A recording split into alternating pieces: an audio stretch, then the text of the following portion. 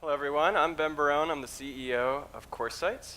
I'm really excited to be here with you today because I'm going to talk to you about how we're integrating biometrics with virtual and augmented reality, both to improve the human experience and to save it.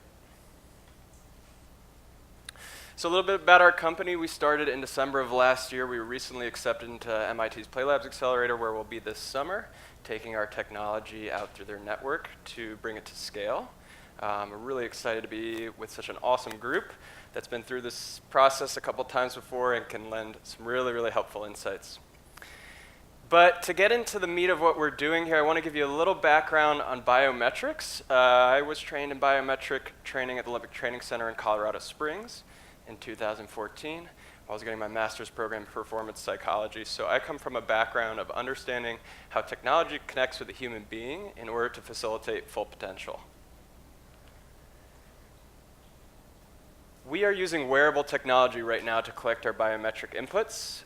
This has been a fun and exhaustive process going through the litany of devices out there right now, many of which don't collect the data that you think or the data that they claim. And we've seen that from some of the lawsuits with some of the big players recently. But there are some really, really good devices that collect data upwards of 1,000 times a second. And when you get to that level of granularity, you can do some pretty awesome things.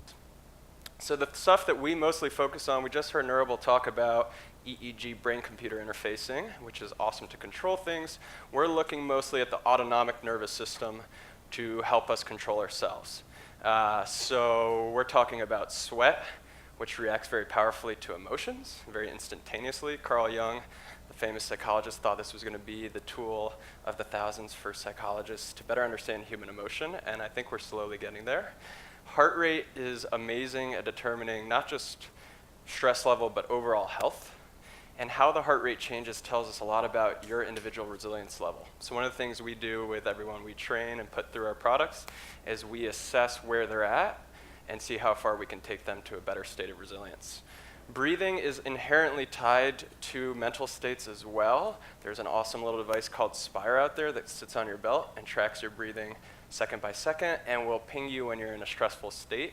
We want to see how that indicates your fluidity of experience in both VR and AR, make you more aware. And then temperature, we're collecting from the hand as well, which is something that decreases during stress.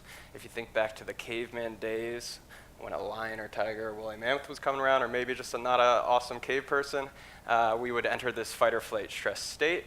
Blood would actually shunt from our hands and feet to our core to give us more energy to fight or run away and survive. But also if we got scratched on the periphery, we didn't bleed out.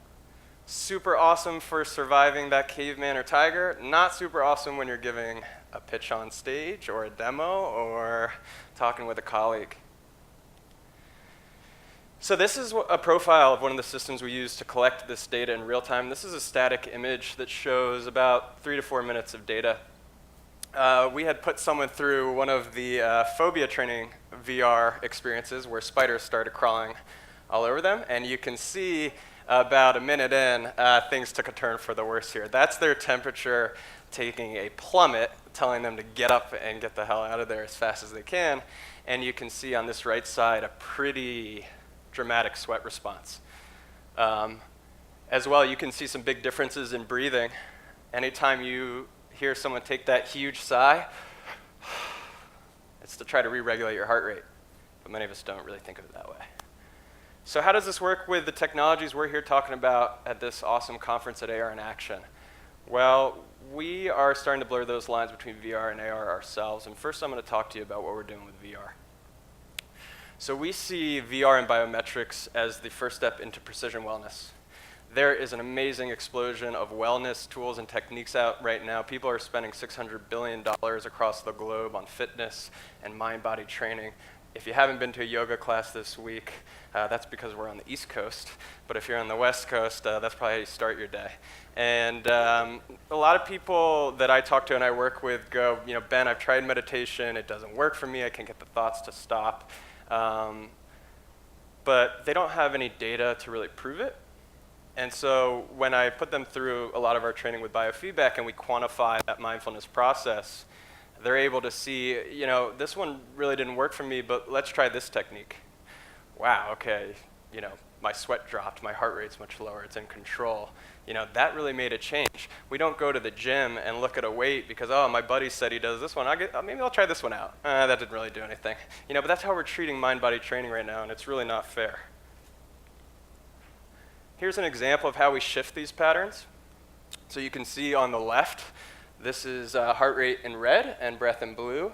And you can see on the right that in one of our trainings, we have trained someone to completely regulate their heart and breathing. When you do that, it activates both sides of your nervous system in tandem, so both that fight or flight stress response and that relaxation response, and it brings you into actual true balance as opposed to whatever that means to you. This is a quick screen grab of us putting the data into VR just to show people their data in real time. We find that opposed to a lot of wearable technology companies which are hiding their data, trying to make them very more wholesome and less available, we actually think that's one of the most powerful things. When you can see your own data and learn to control it, there's something that pretty awesome that happens. So then we take you into these beautiful immersive environments that we've created in-house that are specifically designed to create relaxation and cut off any rumination, right? Any fixation. So if you have chronic pain, if you have chronic stress, if you live in New York City, this gets you out of that place for a moment. You know, it's like those wanna get away commercials from South by Southwest. You break something, it's a terrible environment at your friend's house. Well, now you actually can. You can step in these environments that have shown through research to have a measurable effect on cognition for the positive, but then also calm the body through real-time biofeedback.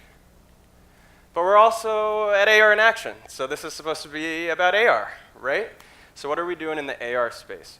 We're quantifying the impact of technology on the human experience. And this is something that's really, really, really important as immersive computing is becoming the next thing. Right now, it's kind of nice if you can step away a little bit or turn off your phone for that 30 seconds or whatever it is and find a little bit of, you know, cone of silence. But we're kind of entering a time where that might not always be possible. And so John Werner actually sent out this video I want to show a quick clip from, and many of you have probably seen a little bit of. Because this is what, if we're not careful, augmented reality could start to look like.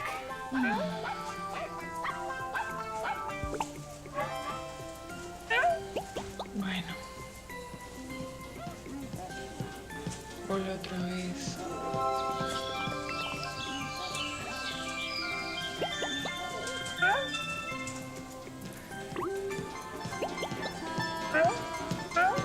That part's kind of fun and cute. No. Puedo volver a empezar. But this part's a little scary to me.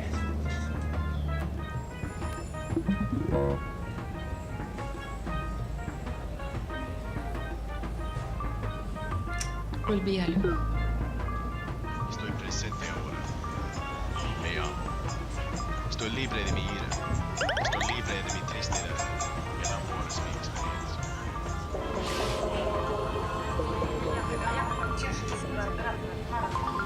Adiós. Olá, me llamo María. Now, if anyone gets stressed or nauseous just looking at that, you're not alone. That is some pretty serious information overload. And there's been a lot of studies out there that have already shown that computer use and mobile use is linked to sleep disorders, mental health issues, and increased rates of depression. So we're facing a real issue here where if we're not careful, we're creating kind of hellish environments. And I think we're doing a really good job learning from machines right now, but it's about time that machines learn from us. And biometrics, to me, are the way that we can set some really protective thresholds to make sure that that does not happen. So thank you very much. Ben Barone for Coresights.